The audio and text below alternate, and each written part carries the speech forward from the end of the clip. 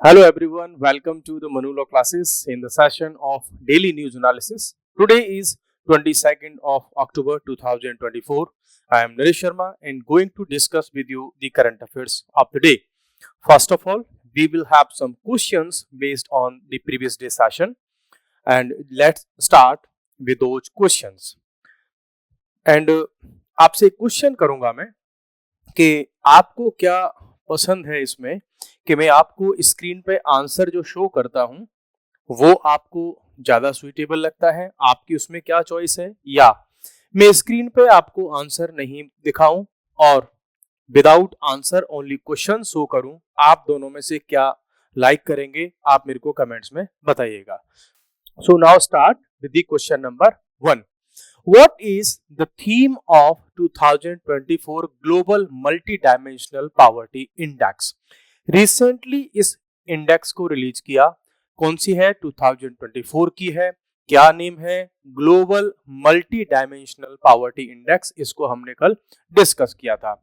अगर आप में से ऐसे कुछ स्टूडेंट्स हैं जो इस टॉपिक को और डिटेल में समझना चाहते हैं, so you can refer the previous day session जो 21 ऑफ अक्टूबर को हुआ था। जो global multi dimensional poverty index है, इसकी अगर हम बात करें थीम क्या है, तो इसकी थीम है पावर्टी एमिड कन्फ्लिक्ट।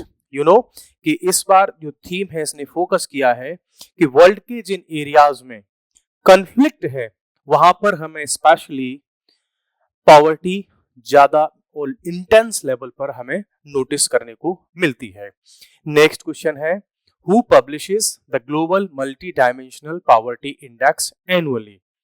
यहां से दो चीज क्लियर होती है, एक तो कि कौन इसको पब्लिश करता है और इसका जो टाइमिंग है वो क्या है। तो ये एनुअली पब्लिश होती है। और कौन इसको पब्लिश करता है? तो इसको पब्लिश करता है UNDP, United Nations Development Programme, and Oxford poverty and human development initiative. These are the organizations which are responsible for the publication of this report. Next question, how many indicators does the MPI utilize? मैं अगर बात करूं तो इसमें 10 indicators को use किया जाता है जो मींस डिटेल्ड इंडिकेटर्स हैं। But I would like to have a question that you have to tell me कि इन 10 इंडिकेटर्स को कितने ब्रॉड इंडिकेटर्स में उसको क्लासिफाई किया गया है। मींस मैं ही बता देता हूं आपको कि 3 इंडिकेटर्स हैं, ठीक है। अब उसमें से आपको उन तीनों के नेम्स मुझको बताने हैं कमेंट बॉक्स में कि वो 3 इंडिकेटर्स कौन से हैं। और उन इंडिकेटर्स के अंदर जब सब क्लासिफिकेशन होता है तो 10 इंडिकेटर्स वो टोटली में काउंट हो जाते हैं। So now you have to answer that how many are the indicators broadly. What percentage of people live in acute multidimensional poverty across the 112 nations studies? जो 112 nations की जब स्टडी की तो यहाँ पर ये देखा कि acute multidimensional poverty में कितने मीन्स अगर हम बात करें कि कितनी परसेंट पीपल उसमें हैं। acute multidimensional की अगर आप बात करोगे तो मीन्स जो बहुत ज्यादा पावर्टी वहां पर है, इंटेंस पावर्टी, उसी को हम यहाँ पर बोल रहे हैं एक्यूट मल्टी डायमेंशनल पावर्टी। सो इसकी बात करोगे तो आप 18.3% जो पीपल हैं ग्लोबली वो एक्यूट पावर्टी की कंडीशन में, इट मींस 18.3% पीपल ऐसे हैं जो बहुत ज्यादा ही पुअर हैं। मींस उनके पास में बेसिक फूड नहीं है, ड्रिंकिंग वाटर नहीं है, उनके पास में रहने के लिए हाउस नहीं है, प्रॉपर फूड नहीं है, न्यूट्रिशन नहीं है, हेल्थ नहीं है, एजुकेशन नहीं है, जो बेसिक मिनिमम रिक्वायरमेंट होती है वो भी उनके पास में नहीं है। नेक्स्ट हम क्वेश्चन देखते हैं। एक और क्वेश्चन है, where do the majority of poor people reside? इस रिपोर्ट की अगर हम बात करें तो वर्ल्ड के ज्यादातर जो पुअर पीपल हैं उनका अगर हम कोई एक लोकेशन पाएंगे तो वो हमको मिलेगा rural areas. Here we are not only talking about India और एनी पर्टिकुलर कॉन्टिनेंट, बट हम बात करें ग्लोबली कि पूरे वर्ल्ड को अगर हम देखेंगे तो एक पैटर्न हमें देखने को मिलता है कि वर्ल्ड के सारे जितने भी पुअर पीपल हैं वो सब हमको रूरल एरियाज में मिलते हैं। और इसको आप रिलेट भी कर सकते हैं बिकॉज वर्ल्ड में जो रूरल एरियाज हैं वहां पर एम्प्लॉयमेंट की जो अवेलेबिलिटीज हैं वो बहुत कम है, बेसिक फैसिलिटीज बहुत कम है, इवन वहाँ पे इलेक्ट्रिसिटी के इश्यूज हैं, रूरल एरियाज में आपको ड्रिंकिंग वाटर के इश्यूज मिलेंगे, हेल्थ की फैसिलिटीज हैं वो नहीं है, दूर दूर डिस्ट्रिक्ट्स में जाना पड़ता है हेल्थ फैसिलिटीज के लिए, इवन बेसिक मेडिसिन्स अवेलेबल नहीं होती है, ट्रांसपोर्टेशन के मीन्स अवेलेबल नहीं होते। सो दैट्स वाई जब आपके पॉकेट में मनी नहीं होगा, आपके पास में जब एम्प्लॉयमेंट की अपॉर्चुनिटीज नहीं होंगी तो पॉवर्टी तो रहेगी। Which region has the highest concentration of poor people? अगर उसमें भी हम कंसंट्रेशन की बात करें तो हमने देखा था कि एक तो सब सहारा रीजन हमारे पास में है जो कि अफ्रीका का सहारा वाला रीजन है। आप सबको पता होगा कि ये जो अफ्रीका, अगर हम इसको इस तरीके से देखें तो अफ्रीका में ये वाला रीजन हमको सहारा रीजन दिखाई पड़ता है, तो इसके आसपास का जो रीजन हमको सारा का सारा मिलता है दैट इज, उसको हम सब सहारा रीजन बोलते हैं अफ्रीका का। वर्ल्ड के दो रीजन हमारे पास में है जो वर्ल्ड में बहुत ज्यादा पॉवर्टी को मींस जो है फेस कर रहे हैं। सो सबसे ज्यादा कंसंट्रेशन अगर पॉवर्टी का कहीं पर है तो एक तो हो गया आपका अफ्रीका का सब सहारा रीजन और एक हो गया आपका साउथ एशिया। सो ये दो रीजन है जहां पर वर्ल्ड में सबसे ज्यादा पॉवर्टी है और उस साउथ एशिया में इंडिया भी आता है। नेक्स्ट क्वेश्चन है हमारे पास, what is the largest number of people living in poverty in India as per the report? So कितने लोग हमारे यहाँ पर पॉवर्टी में हैं? तो 234 मिलियन पीपल इंडिया में अभी भी पॉवर्टी में हैं।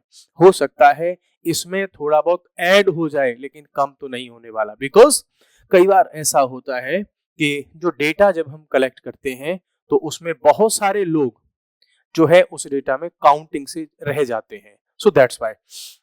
How many people under 18 are living in extreme poverty? 18 की एज से कम के अराउंड 584 मिलियन पीपल क्या है, एक्सट्रीम पॉवर्टी में है। और ये सब कौन होंगे? इट मींस ये सारे के सारे हैं चिल्ड्रन।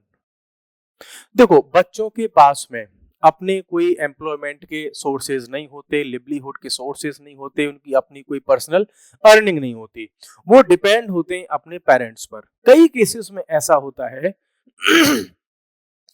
कि पेरेंट्स की भी इनकम नहीं होती और सर्टेन केसेस में पेरेंट्स की डेथ हो जाती है या पेरेंट्स किसी डिजीज को जो है फेस कर रहे होते हैं, तो उस सिचुएशन में हमेशा उसका इम्पैक्ट देखने को मिलता है हमको चिल्ड्रन पर और स्पेशली वुमेन पर।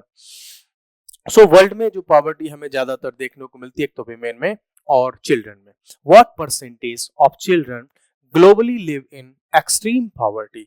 वर्ल्ड की सारी पॉवर्टी का, वर्ल्ड की सारी पॉपुलेशन का अगर हम एक एवरेज निकालें कि टोटल कितने परसेंट पॉपुलेशन जो वर्ल्ड की है वो पॉवर्टी में है, और वो भी कैसी poverty? Extreme poverty, normal poverty नहीं, एक्सट्रीम लेवल की पॉवर्टी। इट मींस अगर मॉर्निंग में खाना खा लिया तो शाम के खाने का पता नहीं मिलेगा या नहीं मिलेगा, बच्चे केवल पानी पी के सो जाएंगे। ऐसी सिचुएशन को हम एक्सट्रीम पॉवर्टी में काउंट करते हैं। सो एक्सट्रीम पॉवर्टी की अगर हम बात करें तो वर्ल्ड में 27.9% ऐसे लोग हैं जो एक्सट्रीम पॉवर्टी में रहते हैं पूरे वर्ल्ड में। नेक्स्ट क्वेश्चन की तरफ हम चलते हैं। What percentage of the 1.1 billion people living in poverty are in countries experiencing conflict? So world में अगर हम बात करें कि पॉवर्टी में जो रहने वाले लोग हैं और वो भी कहां पर, जहां पर कन्फ्लिक्ट है, तो वो कितना परसेंट है? सो मींस वर्ल्ड की जो पुअर पीपल हैं उनका अगर हम परसेंटेज निकालें तो 40% हमको मिलेंगे कहां पर, जहां पर कोई ना कोई कन्फ्लिक्ट है। इट मींस वर्ल्ड के 40% जो पुअर पीपल हैं वो कहां मिलेंगे? कन्फ्लिक्ट जोन्स में। जैसे हमने कल भी देखा था सब सहारा रीजन के कंट्रीज, आपका इथियोपिया हो, केन्या हो, सोमालिया हो, सूडान हो, साउथ सूडान हो, है ना, ऐसे बहुत, आपका जो है डेमोक्रेटिक रिपब्लिक ऑफ कॉन्गो हो, जायरे हो, ऐसे बहुत सारे कंट्रीज जहां पर कन्फ्लिक्ट है बहुत ज्यादा, वहां पर पॉवर्टी है। आप रीजन देख सकते हो सीरिया का, आप रीजन देख सकते हो यमन का जहां पर हुतीज की प्रॉब्लम है, आप देख सकते हो इजराइल के आसपास का रीजन जैसे कि पैलेस्टीन हो गया और आपका गाजा हो गया, या आप जा सकते हैं जो है इसमें Pakistan, Afghanistan, Iran, Iraq, Bahrain, इन रीजन्स में जब आप जाएंगे तो यहाँ पे सारा का सारा कन्फ्लिक्टिंग जोन्स हैं और वहाँ पे पॉवर्टी बहुत ज्यादा है। सो एक बात क्लियर होती है कि वर्ल्ड में अगर हमको डेवलपमेंट चाहिए, प्रोग्रेस चाहिए, तो उसके लिए हमको चाहिए क्या? Peace, law and order. World के जो कन्फ्लिक्टिंग रीजन होते हैं वहां पर डेवलपमेंट बहुत दूर चला जाता है। नेक्स्ट हम देखते हैं what is one major reason for India's poor performance in the MPI. हम अगर इंडिया की बात करें तो हमारी सिचुएशन भी बहुत अच्छी नहीं है। तो इसके लिए इंडिया में क्या स्पेसिफिक रीजन है कि हमारे यहाँ है कि सेफ ड्रिंकिंग वाटर, और भी कई सारे फैक्टर हैं, but based on this question in 4 options में से अगर कोई प्रॉब्लम है तो हमारे यहाँ अभी ड्रिंकिंग वाटर नहीं है। बाकी अदर फैक्टर्स की अगर हम बात करें तो हमारे यहाँ ड्रिंकिंग वाटर का इशू है, न्यूट्रिशन का इशू है, क्वालिटी एजुकेशन का इशू है, हेल्थ और मेडिकल फैसिलिटीज का इशू है। So they are different issues. Infrastructure का इशू है। Which organization introduced India's national MPI? देखो, जब multi dimensional poverty index UNDP और ऑक्सफोर्ड का जो इंस्टीट्यूट है उसने जब इसको लेकर के आए, उसी का कॉपी करते हुए हमारे नीति आयोग ने भी एक नेशनल लेवल पर मल्टी डायमेंशनल पॉवर्टी इंडेक्स को इंट्रोड्यूस किया। हाँ, उसमें जो 10 इंडिकेटर्स थे वो तो ऐड करके रखे, हाँ, बट साथ में हमने उसमें 2 इंडिकेटर्स को, फैक्टर्स को और ऐड कर दिया। और वो क्या क्या थे? एक तो था हमारे यहाँ मैटरनल हेल्थ, और दूसरा था, वो आप बता सकते हैं मुझको कमेंट बॉक्स में। एक दो क्वेश्चन तो आप भी जो है सॉल्व करेंगे ना। और दूसरा बड़ा इजी सा है, कल भी मैंने आपको बताया था कि 2 फैक्टर हैं, एक हमने अपनी तरफ से उसमें ऐड किया है, और वो फैक्टर क्या है मैं आपको हिंट में दे सकता हूं, वो बैंक से रिलेटेड है। अब आपको बताना है कि वो सेकंड फैक्टर क्या है।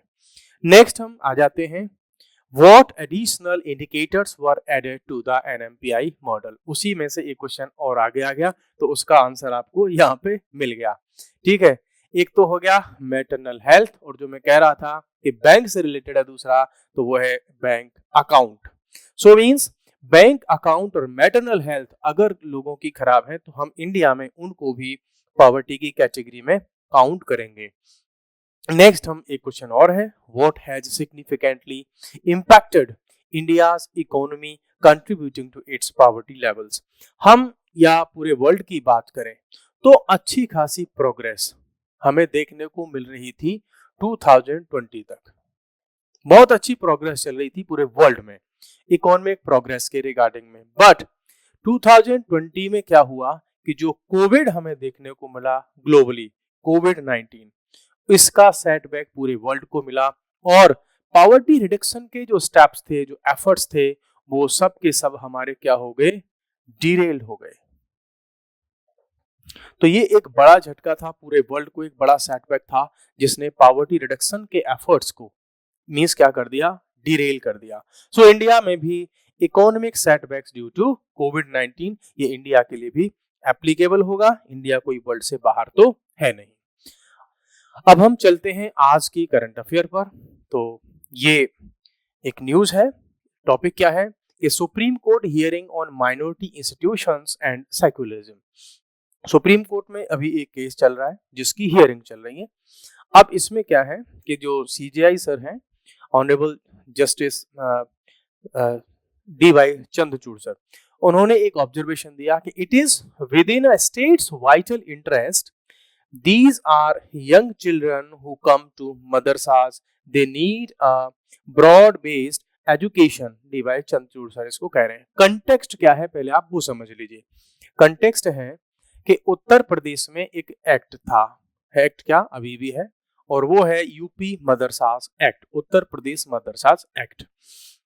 इस एक्ट के अगेंस्ट में हाई कोर्ट का ऑर्डर आया, इलाहाबाद हाई कोर्ट का। इलाहाबाद हाई कोर्ट ने इस एक्ट को क्या कर दिया? इलीगल डिक्लेयर कर दिया, अनकॉन्स्टिट्यूशनल डिक्लेयर कर दिया। कुछ बेसिस पर, क्या वो कारण थे जिनके बेसिस पर इस एक्ट को नल एंड वॉइड उन्होंने डिक्लेयर किया इलाहाबाद हाई कोर्ट ने? तो वो था कि जो राइट टू एजुकेशन एक्ट है, या मैं कहूं आर्टिकल 21A, बोला ये बच्चों के फंडामेंटल राइट को वायलेट करता है मदरसा एजुकेशन एक्ट जो है यूपी का। कैसे करता है? इट मींस मदरसा में जो बच्चे पढ़ते हैं उसमें क्या है कि जो रिलीजियस एजुकेशन है, रिलीजियस एजुकेशन दी जाती है और उसमें ओनली मुस्लिम बच्चे नहीं बल्कि उसमें अदर रिलीजन के जो बच्चे पढ़ते हैं उनको भी इस्लाम की नॉलेज उनको दी जाती है, इस्लाम उनको पढ़ाया जाता है। सो यहाँ पर जो आर्गुमेंट्स थे वो ये थे कि ये सारे के सारे बच्चों का एक फंडामेंटल राइट है कि वो सेक्युलर एजुकेशन प्राप्त करें। मींस मदरसा में केवल वो रिलीजियस एजुकेशन प्राप्त न करके उनको एक्चुअल में एक ब्रॉड बेस्ड एजुकेशन मिलनी चाहिए, जिसकी की जो है CGI सर कह रहे हैं कि these are young children who come to madrasa they need a broad based education. Means अगर उनको हमें अच्छा सिटीजन बनाना है तो उनको एक ब्रॉड बेस्ड एजुकेशन की रिक्वायरमेंट है। तो इन बेसिस पर हाई कोर्ट ने उस मदरसा एक्ट को जो है नल एंड वॉइड कर दिया था, उसको अनकॉन्स्टिट्यूशनल डिक्लेयर कर दिया था। उसको चैलेंज किया गया कहां पर? सुप्रीम कोर्ट में। उसी की हियरिंग अभी चल रही है। क्या क्या पॉइंट इसमें निकल करके आए हैं वो आपको मैं ब्रीफ में बताता हूं। सुप्रीम कोर्ट ने कहा है कि देखो, अगर कोई लॉ किसी रिलीजियस ऑर्गेनाइजेशन को, रिलीजियस थिंग्स को रेगुलेट कर रहा है, अगर उनको रेगुलेट कर रहा है तो केवल इसी के बेसिस पर हम उस एक्ट को इलीगल या हम उसको ये नहीं मान सकते कि वो ब्रीच ऑफ सेक्युलरिज्म है। ठीक है भाई, बहुत सारे ऐसे रिलीजियस इश्यूज हैं जिनके ऊपर कोई ना कोई एक्ट है, तो केवल उसके बेसिस पर तो उसको हम, उस लॉ को हम अनकॉन्स्टिट्यूशनल नहीं मान सकते, उसको हम अगेंस्ट द सेक्युलरिज्म नहीं मान सकते। अदर फैक्टर्स उसमें हो सकते हैं। फिर क्या था? चंद्रचूड़ सर यहाँ पर है कि लेड अ 3 जज बेंच इसमें जो है काम कर रही थी और जो हियरिंग थी 3 जजेस बेंच के सामने इलाहाबाद हाई कोर्ट के ऑर्डर के अगेंस्ट में। एक्ट कौन सा था? मदरसा एजुकेशन एक्ट 2004 था।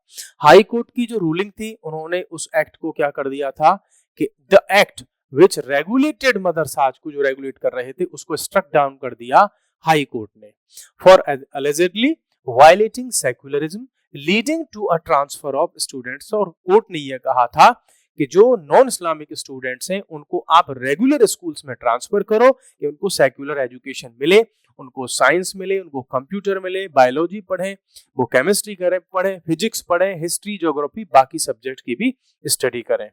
तो ये जब ऑर्डर वहां पर दिया तो इसके अगेंस्ट में केस हुआ। पिटीशन ने बहुत सारी चीजें क्लेम की थी और तो अभी सुप्रीम कोर्ट में जो पिटीशन आई उन्होंने ये कहा कि देखो, यूपी में करीब 16,000 मदरसाज हैं और उससे 70 लाख स्टूडेंट्स का क्या होगा? इम्पैक्ट उन पर पड़ेगा। तो इसके सेंस में ये कहा। अब बात करते हैं कि उसका लीगल इंटरप्रिटेशन क्या है। तो जो बात मैंने आपको बताई कि केवल रिलीजियस एक्ट को, थिंग्स को, ऑर्गेनाइजेशंस को, एक्टिविटीज को अगर कोई लॉ रेगुलेट कर रहा है तो केवल इसके बेसिस पर आप उसको स्ट्रक डाउन नहीं कर सकते। फिर क्या बात आई? हालांकि ये कहा सुप्रीम कोर्ट ने स्टेट्स लेजिस्लेटिव राइट। हाँ, स्टेट की लेजिस्लेचर के क्या राइट है कि the chief justice emphasised states have the right. States के पास ये राइट है कि वो ऐसे एजुकेशन को या ऐसी एक्टिविटीज को रेगुलेट कर सकते हैं, उन पर लॉ बना सकते हैं। किस लिए?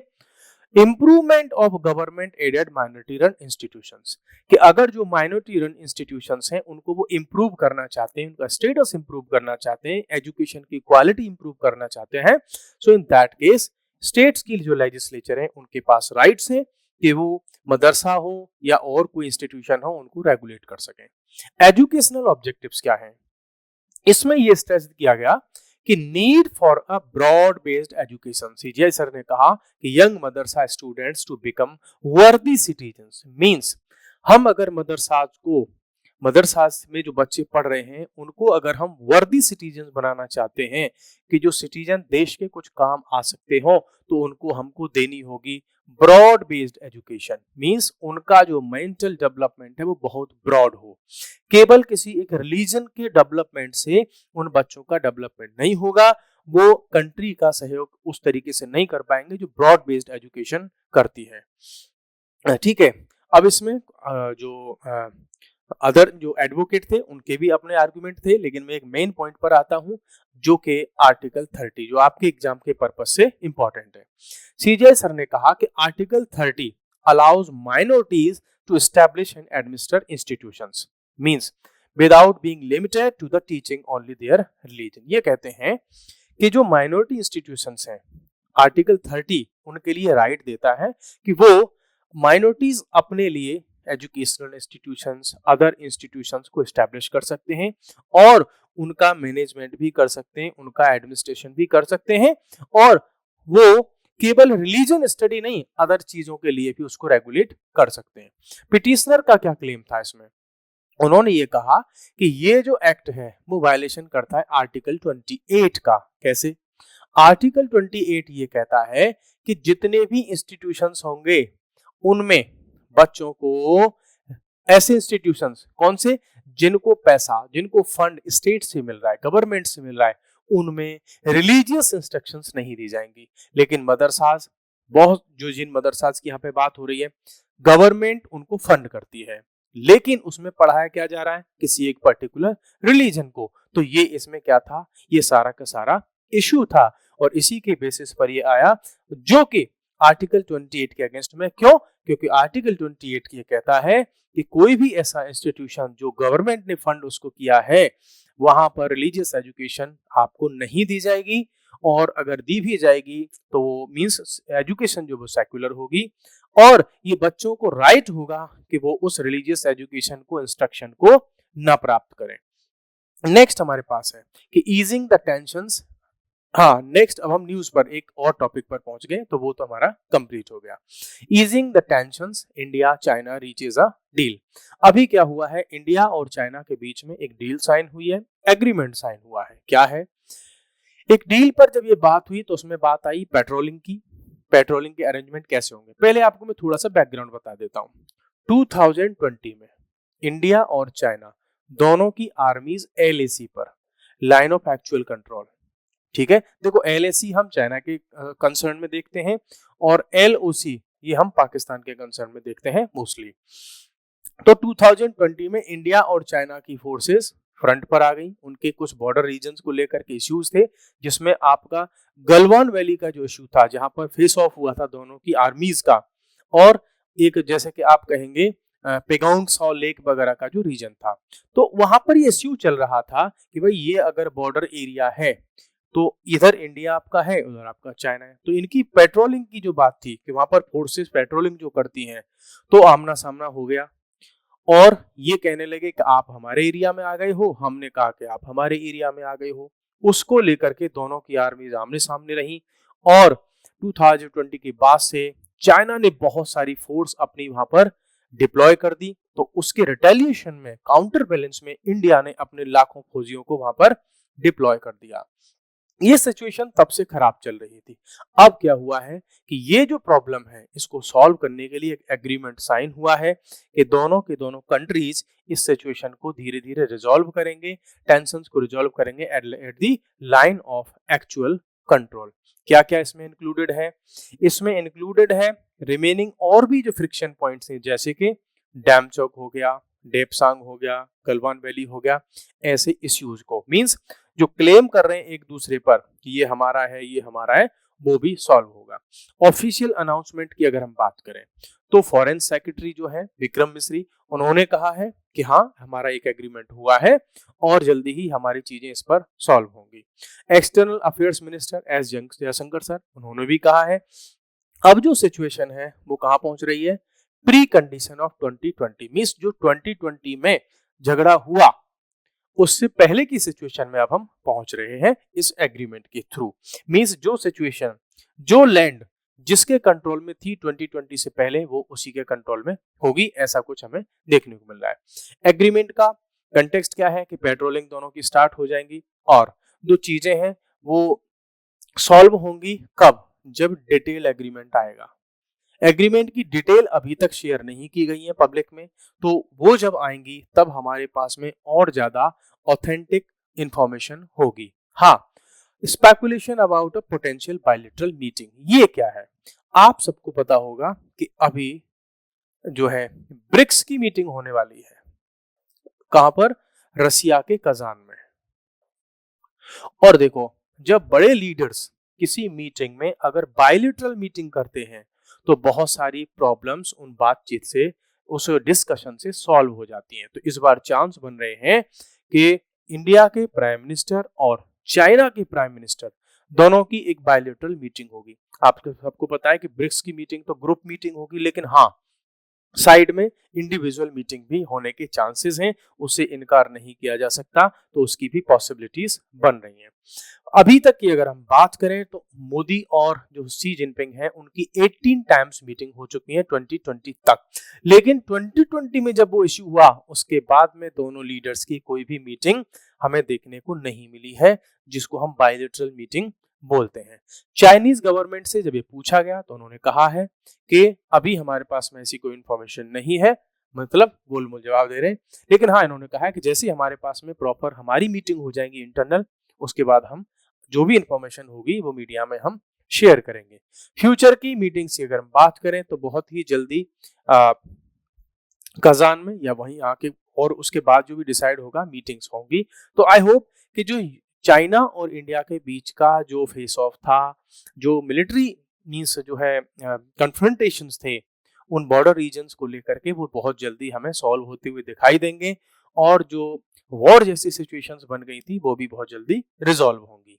सो आज के इस सेशन में हमने दोनों ही टॉपिक को डिस्कस किया, एमसीक्यूज को डिस्कस किया लास्ट डे के सेशन के बेस पर। सो कल एक नए टॉपिक के साथ में फिर से मिलते हैं, और एमसीक्यूज होंगे इन दोनों ही टॉपिक्स के बेसिस पर। कल फिर से मिलते हैं, तब तक के लिए thank you, bye bye, take care.